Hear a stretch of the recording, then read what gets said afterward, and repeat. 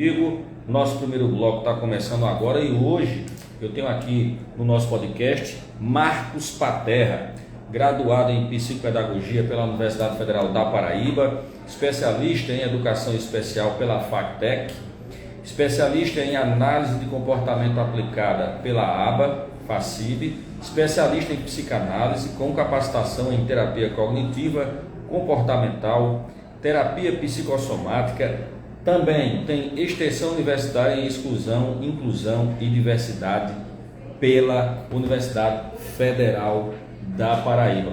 O homem é um gigante. Boa noite, Marcos.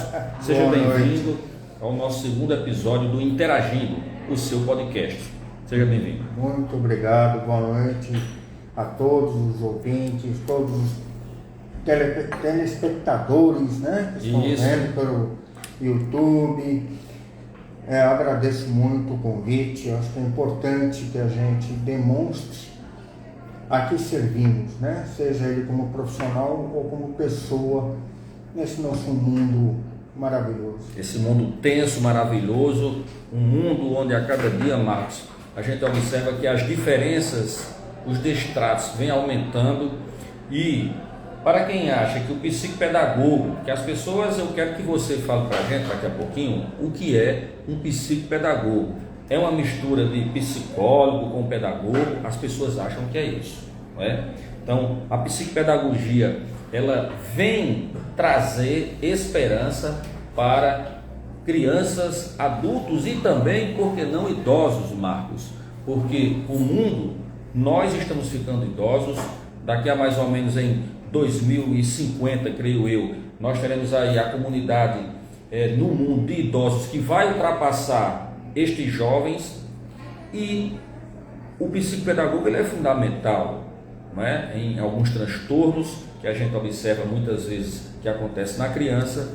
Ele é importante também na educação, ele é importante em projetos. Então fala pra gente, de forma bem resumida, o que é um psicopedagogo. O psicopedagogo, ele é um profissional que estuda e intervém no aprender do ser humano.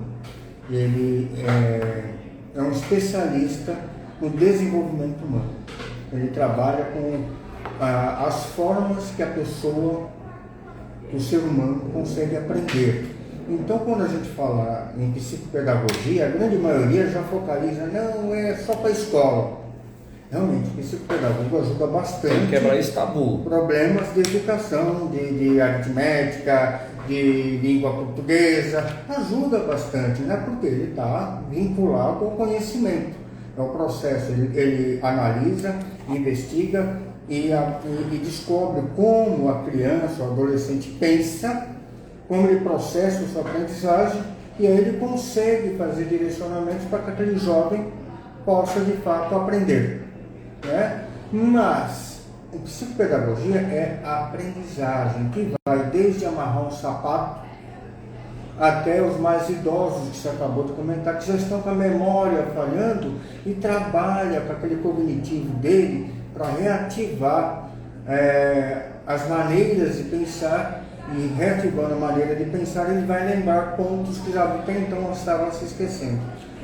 Muito interessante isso, porque as pessoas acham que aqui é assim, o nosso podcast, a gente está aqui transmitindo pelo canal do YouTube, os estudantes passam por ali. Acabamos de registrar agora uma técnica de enfermagem que trabalhava no Hospital de São Ramalho, não sei onde ela está agora, que está fazendo serviço social aqui na Nassau, tá bom? O nosso podcast também pode ser visto pelo o canal do YouTube da Unassau e também pelo meu canal, pelo meu Instagram, professor Adriano Lourenço. Marcos, você falou uma coisa bem interessante aí agora, coordenação motora.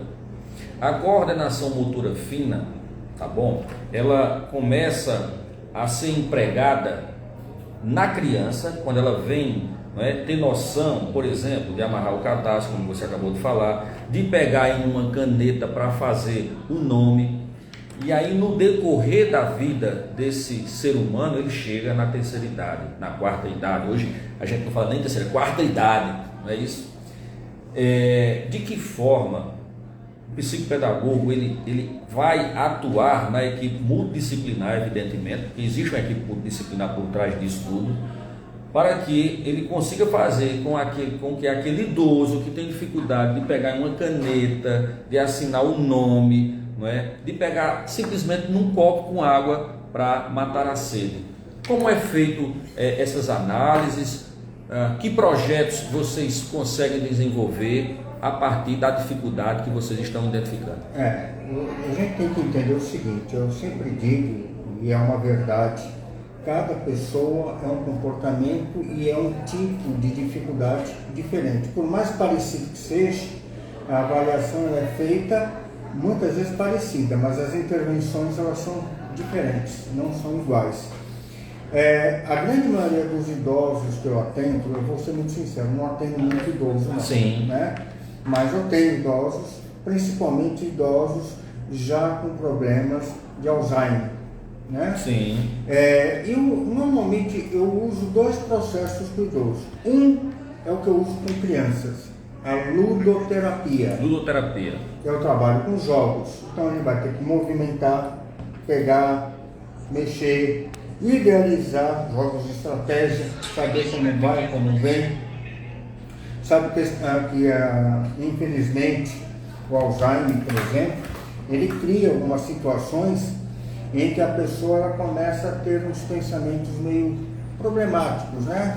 Não é só o esquecimento, ele começa a criar dúvidas.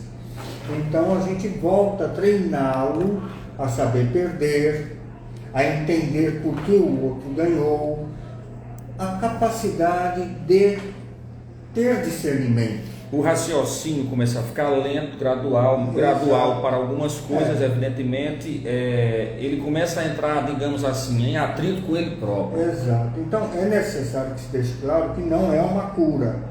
A gente consegue estabilizar, atenuar e ajudar com que retorne algumas de suas memórias e sua capacidade de discernimento. E como você muito bem disse, o trabalho tem que ser em equipe multidisciplinar, porque muitas vezes tem que tomar um remedinho mágico para ajudar, tem que ter o fisioterapeuta, tem que ter o fonoaudiólogo, todos que vão acabar ajudando ele de um modo ou de outro. A psicopedagogia ela entra literalmente para ajudar na memória, na capacidade de discernimento, para que ele possa entender os porquês e os paraquês daquilo que está acontecendo, que muitas vezes já esqueceu, ele nem entende mais. Então, através da ludoterapia.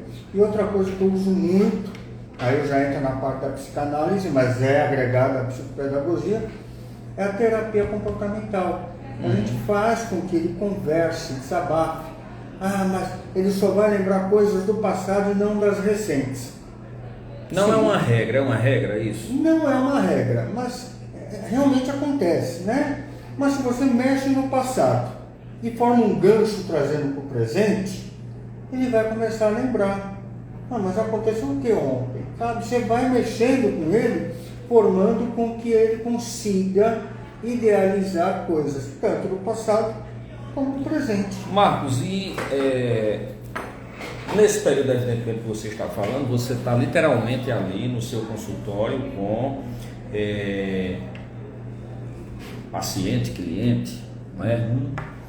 E aí, como você vê essa questão da família? A família colabora, a família fica distante, a família, quando sai do consultório, que vai para casa, eles dão continuidade àquele tratamento, àquilo que você bota lá, escreve um mapa, digamos assim, de realizações de tarefas, para que na próxima visita você veja que houve, tem como identificar isso, se a família realmente participou ou não? Vamos entender o seguinte, tá? Eu vou falar de mim, Marcos, tá? Eu trabalho, a minha linha é 50%, 60%, não que eu queira, mas a vida me direcionou assim, eu me especializei em transtornos. Deficiências, né? Tanto que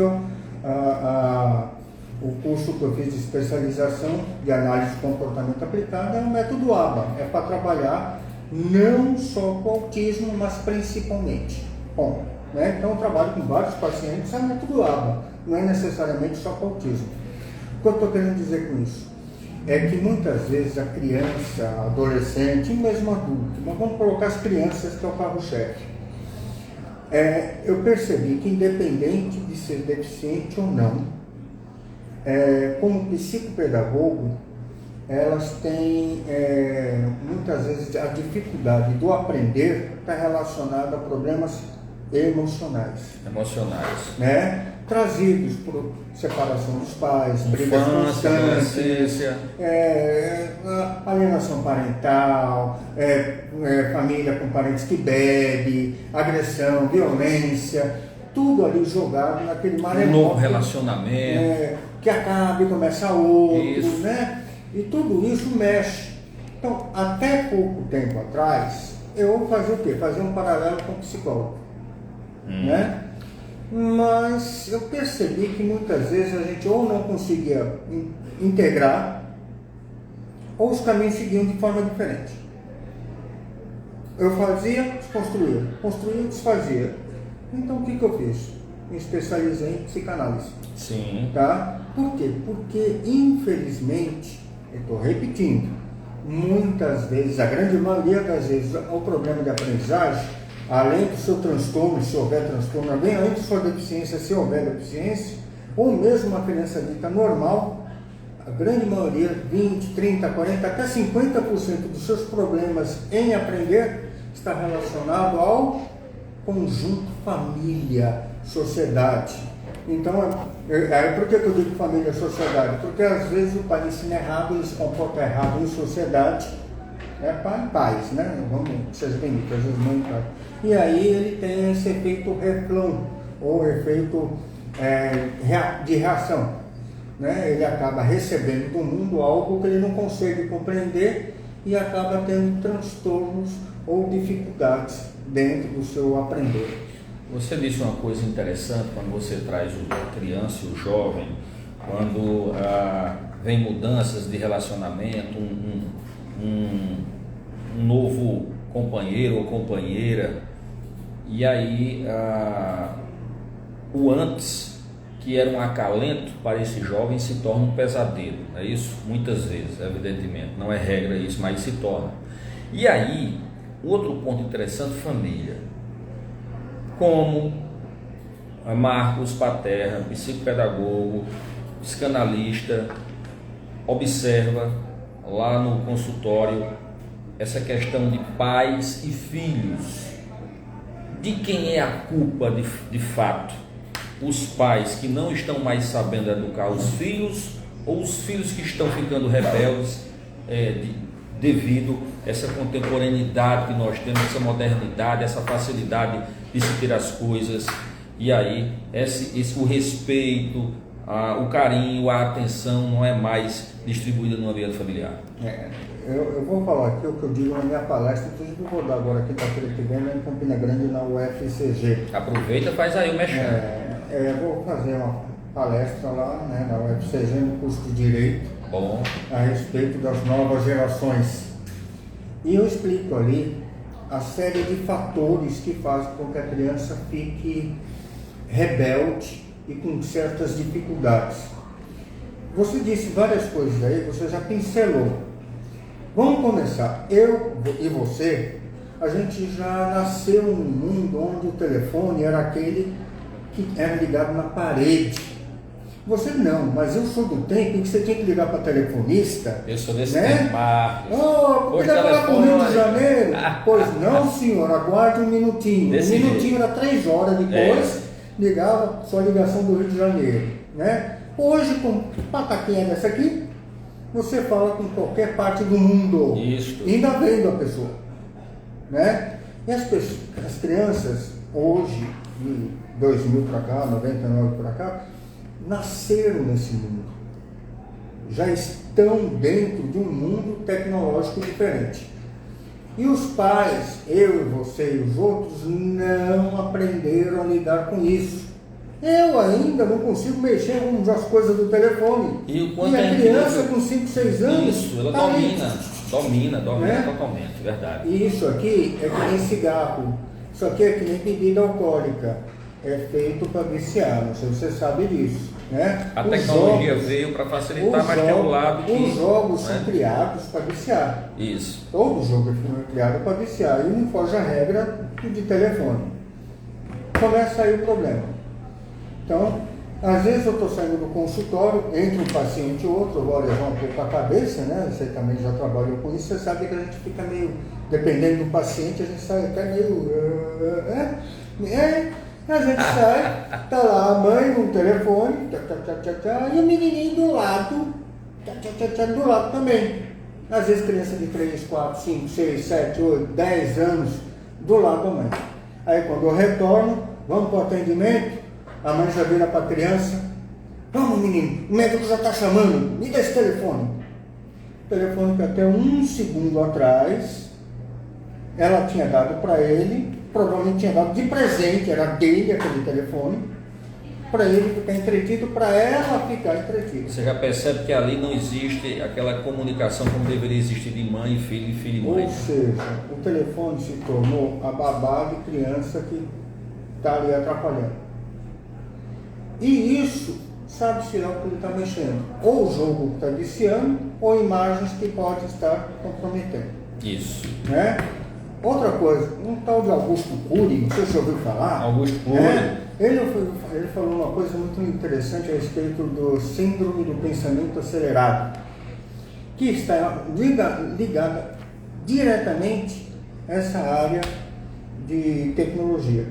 Ao computador, por exemplo, onde você acessa o Google, aí você procura um livro, aí você está vendo um vídeo, aí você está jogando, você está fazendo 4 coisas ao mesmo tempo. Sua vida vai se viciando nisso, você vai se autodoutrinando dessa forma e você acaba criando isso para si mesmo. Então, seu dia a dia é fazendo 3, 4 coisas ao mesmo tempo e a grande maioria das vezes dessas 3, 4 coisas você só consegue fazer uma. E olhe lá, né? Aí você já vê parte do problema do aprendizado. Aí você fala, não, ele tem TDAH. Virou moda, né? Tem que levar um psiquiatra para tomar pó de roupinol, para fazer não sei o quê. Espera um pouquinho. Diminui um pouco as ansiedades Desacelera, dele. Controla um pouco ali, de repente, o telefone. Crie coisas que ele tenha fora do mundo virtual, que ele vai começar a interagir mais, se integrar mais e raciocinar melhor. Bom, Marcos, isso também se dá porque a gente observa que a vida cotidiana dos pais é mais fora de casa do que dentro de casa. Psicopedagogicamente falando, como é que você vê essa confusão entre pais e a escola? Porque os pais acham que a escola é quem tem que educar os filhos, onde a escola tem que ensinar, né? E muitas vezes não tem isso, essa continuidade em casa, não é? Você acabou de dizer aí, é interessante porque lá atrás no telefone, eu vou trazer outra coisa também, lá atrás a gente sentava numa mesa para fazer refeições, lá atrás a gente dava bênção aos pais, lá atrás a gente dizia sim senhor e não senhor. Bença mãe, bença mãe, bença pai, né? Por favor, isso. E hoje você não vê isso.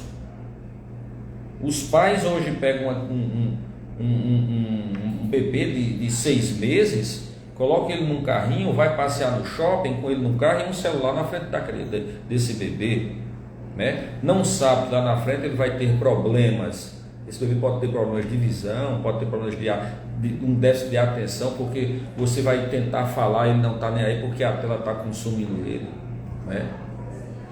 Ou seja, essa educação do século XXI, essa coisa relacionada à homoafetividade, você tem no consultório muitos casais homoafetivos que chegam com filhos adotivos para aí começar uma terapia, a começar um trabalho, porque estão enxergando que existe algum caso seu, algum cliente seu que tem isso, que está trazendo isso, não? Eu vou ser muito sincero com você, eu não gosto de entrar nessa área. Verdade, não.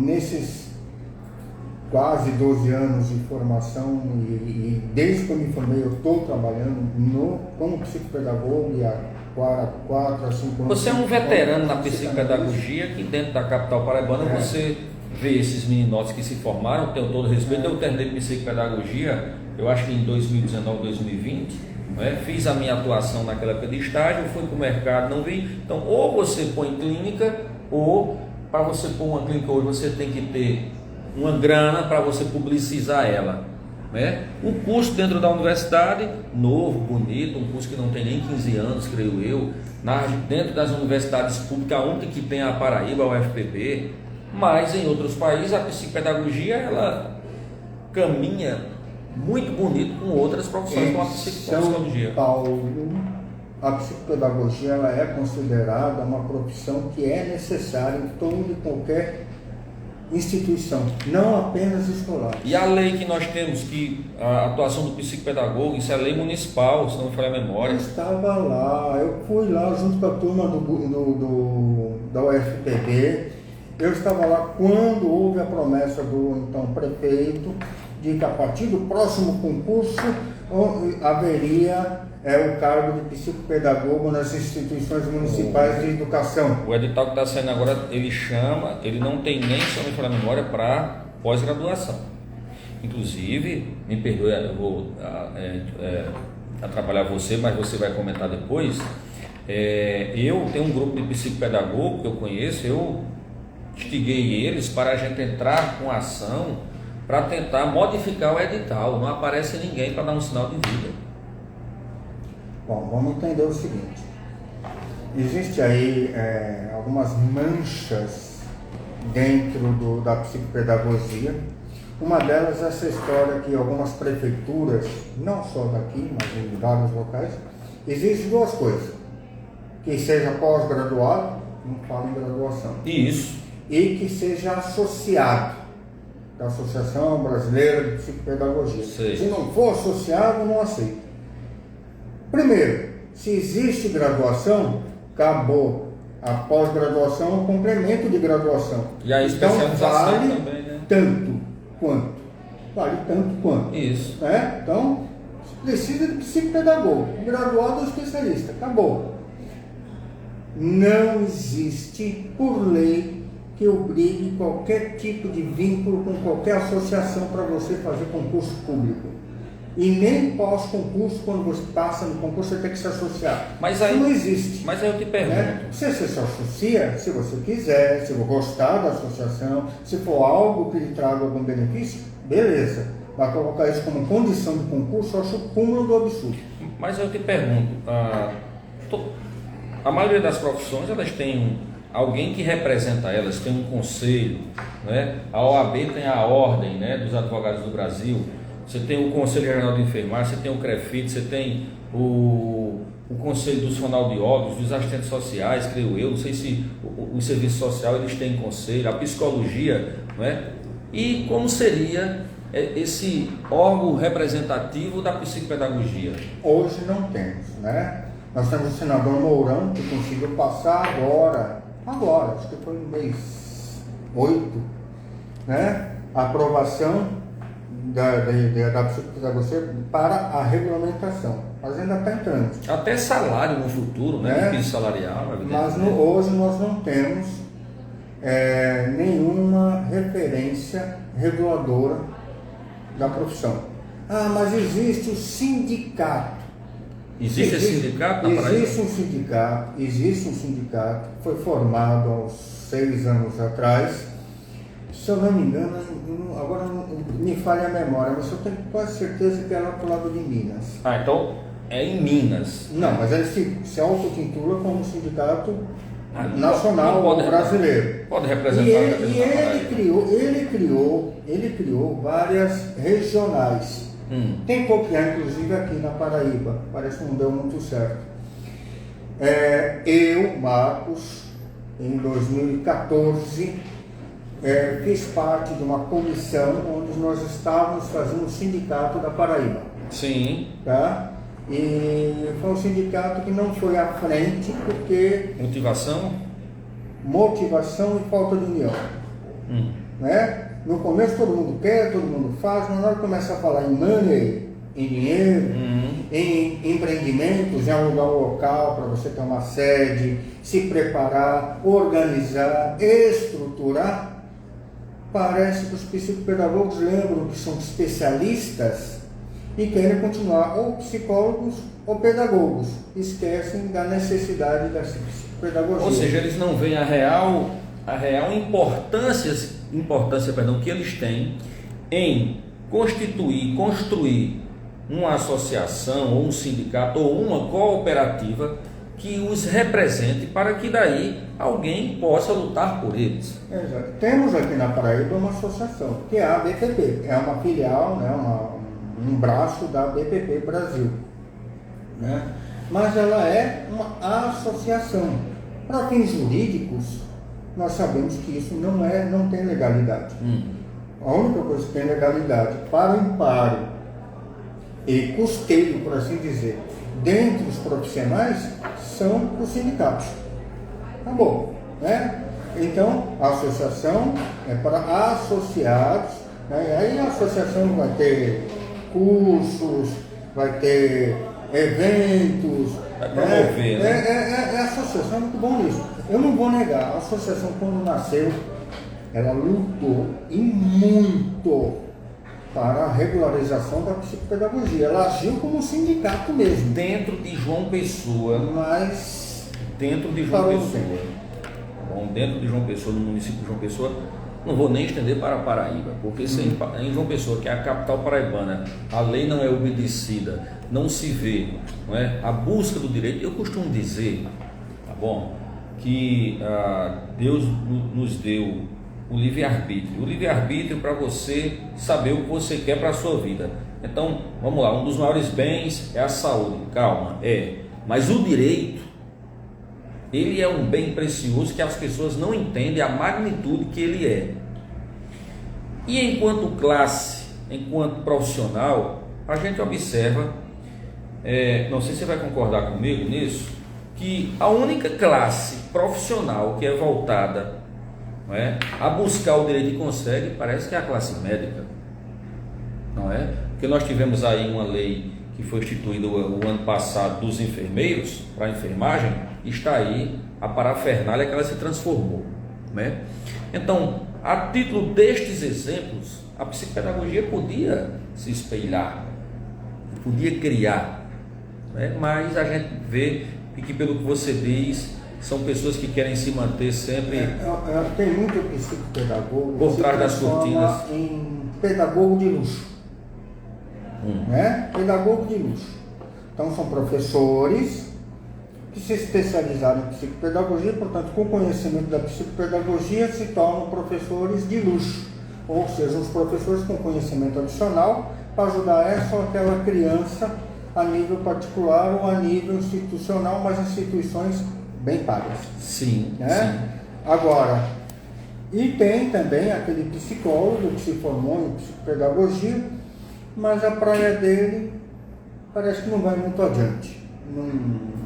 Parece que não se interessa muito. O importante é o seguinte: era bom se houvesse interesse da universidade no curso de psicopedagogia, que desde que iniciou lá em 2012 houvesse semeado, para hoje já ter germinado e de repente até florido a ideia de se formar um sindicato. E sim, um sindicato nacional, porque aqui temos graduação. Temos pessoas que passam 4 anos na faculdade para se tornarem um profissional decente e não fazem os cursos de 300, 400 horas, que daí o quê? Um ano e meio. Pois bem, estou com o Marcos Paterra, vamos para um pequeno intervalo, voltamos daqui a pouquinho com o segundo bloco e vamos falar sobre essa questão do psicólogo e psicopedagogo, também essa questão, qual é o caminho, é educação ou saúde, né, que o psicopedagogo atua, mas deixa o meu operador João já está dizendo, está encerrando o tempo, deixa eu mandar um abraço aqui, João, para a galera que está nos prestigiando, Cleide Meirelles, Thelma Carla Ribeiro, Luana Suassuna, Luiz Carlos Oriente, olha aí, ó, o pessoal está pelo Instagram, Hélio Felipe, Ícaro Cavalcante, Marta Samuel Andrade, Airone Arruda, Sirlene Becosta, olha aí, o Airone, se não me engano, é vereador, Tá bom, vereador? De implantar isso aí no seu município. O psicopedagogo é um profissional muito importante para a área educacional e também da saúde. Mara Silva, Everton Couto de Oliveira, Samuel Andrade e a Jusce MC. Vamos fazer um pequeno intervalo, voltamos daqui a pouquinho. Enquanto isso, você que está em casa pode se inscrever no canal da Uninasal João Pessoa e você poderá acompanhar também o nosso podcast interagindo pelo YouTube. Volto já já.